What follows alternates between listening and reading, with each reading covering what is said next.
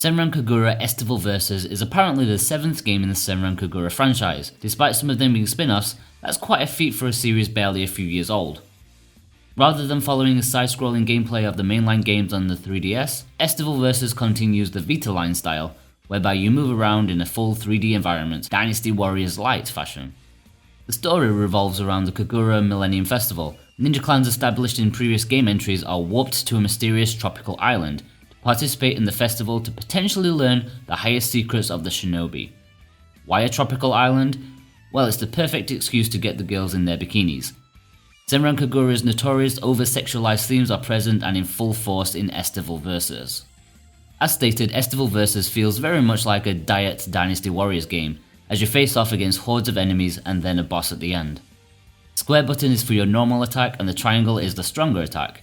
If you combo your opponent enough, a flash of green light will appear as they fly away from you. When this happens, you can press the circle button to instantly dash towards them and continue dishing out the pain, keeping your combo up. I have to say it all feels quite shallow, especially when you first use a character who hasn't learned any new moves yet, although even when they are leveled up quite a bit, it still feels more mindless and repetitive than a Dynasty Warriors game, and I'm saying that as a fan of the series. A lot of the fun comes from your other abilities. You can perform a shinobi transformation, which as you'd expect makes you more powerful and completely restores your health. Interestingly, despite the transformation process being rather lewd, the final uniform is often less revealing than your normal one. Although if you want to go to the opposite end of the spectrum and instantly get down to your bikini, you can go into frantic mode. Character models for the girls are superb, and that's putting the perviness to one side. Each girl is incredibly colourful, detailed, and stands out beautifully on the Vita screen. That being said, it's quite a contrast to the environments you fight in. I think partly due to the high amount of characters on screen at once, the environments are a little bland and lacking in detail for both models and textures. To be honest, you're so focused on fighting and the game is quite fast paced, you don't really notice the poor environments too much. Despite being set on a tropical beach, that's not the only kind of battle environment featured in the game. Somehow the scenery can instantly switch to some other place, be it a winter park, a neon lit city, or even a playing field. I'm not aware of any explanation for this, but it's certainly better than just the beach setting that you'll be tired of after just the first chapter. Okay, let's talk about the elephant in the room, shall we? The boob thing. From what I vaguely remember of the original game, Estival Versus has lost any thread of subtlety it may have once had. Panty eating contests, oil rubbing in private parts, and defeat poses that I have no doubt took inspiration from adult videos. Not to mention how easy it is to completely strip girls of their clothes, with only their dignity being protected by sparkles of light from their private areas.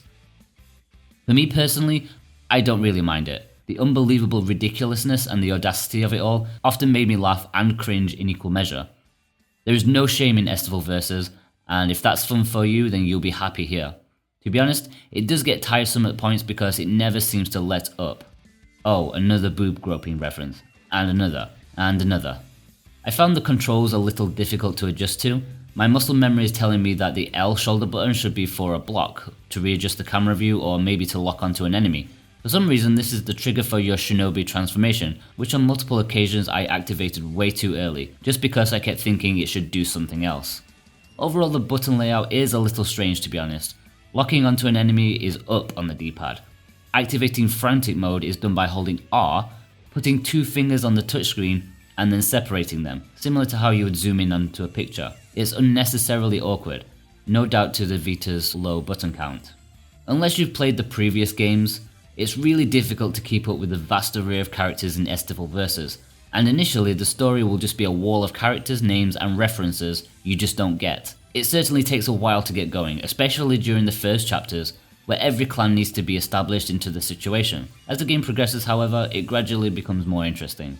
To give it credit, despite the shallow nature of the game, there is a lot of character development going on throughout. Even though it might not exactly be the deepest, meaningful development you'll ever witness, every character seems to get their turn in the limelight. There is a ton of content in this game. The story mode consists of 8 days, usually involving about 5 or 6 stages per day. There's also side missions for each individual character in a mode called Shinobi Girl's Heart, where every girl has a short side story that can be completed. While I've not gone through all of them yet, I think it's safe to say that these side stories are completely inconsequential to anything in the main story. These optional missions can be unlocked by destroying platforms hidden in many of the stages. There are dozens of playable characters too, all of which play and feel completely different from each other. I've not even mentioned all the unlockable items and outfits. You'll definitely be getting your money's worth. or if not, there's sadly a ton of DLC outfits you'll be able to buy.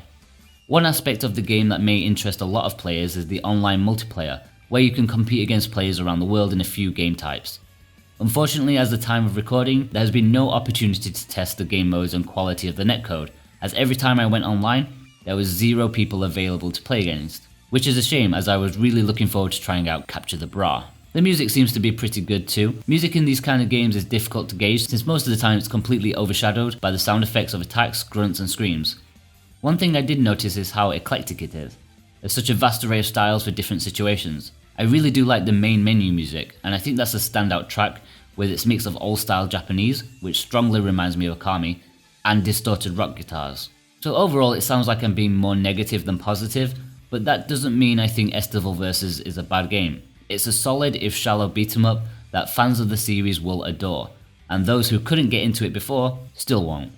It's packed with content, characters and a ridiculous amount of fan service. It's more of the same. A lot more. Okay guys, if you've enjoyed this video then be sure to like and subscribe to help me out. You can read the full review of Estival Vs at whataboutthegame.com, that will really help me out. And you can also follow me on Facebook and Twitter if you want to. The links are below. Thanks guys, bye bye.